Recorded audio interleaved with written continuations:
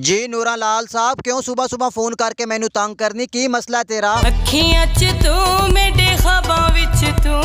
छोड़ नूरा लाल साहब, सुबह सुबह झूठ बोलन लग पैनी। अच्छा मैं किसी और चीज़ है तो वो भी दस दे। मुंदरी ते खैर नाल वंगां विच तू, मस्त बहारां दे रंगां विच तू। अच्छा नूरा लाल साहब, मैनू एक गल दी समझ नहीं आई, तेनू होर काम कोई नहीं हुंदा सुबह सुबह मैनू तंग करन तो इलावा? हर वेले तेरे ख्यालां विच रानियां, करदा मैं सारा काम कार भुल जानियां। पता नहीं नूरा लाल जी तू कित्थों मुसीबत मेरे पीछे पै गई है जेड़ा मेरा पीछा ही नहीं छड्दी। होर कोई हुंदा ओने छड्ड जाना सी। जी जहरी गल है, कोई और होंदा तो उन्हें पीछा छड़ देना सी, लेकिन तू तो बड़ी चीड़ी औरत है, तू मेरा किदे पीछा छड्दी है? ऐसी हाँ जो सजना निभाई जानिया।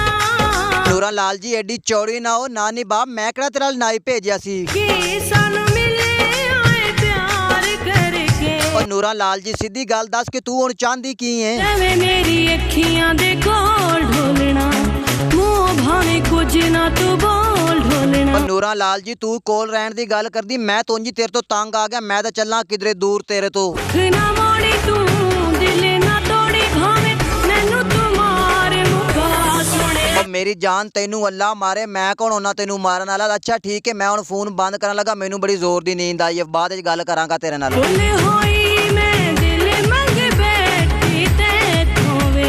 बाय मेरे प्यारे दोस्तों, मैं उत्सवर रोस्टर, आप देख चुके हैं उत्सवर रोस्टर यूट्यूब चैनल। आज की इस वीडियो में मैंने रोस्ट किया सिंगर नूरा लाल को। अगर ये मेरी वीडियो अच्छी लगे तो मेरे चैनल को सब्सक्राइब और मेरी वीडियो को लाइक कर दें, तो जाते जाते बेल आइकन के बटन को ज़रूर प्रेस कर दें, क्योंकि नई आने वाली वीडियो की नोटिफिकेशन आपको मिलती रहे। तो इंशाल्लाह मिलते हैं नेक्स्ट वीडियो में, आपके लिए खुदा हाफिज़।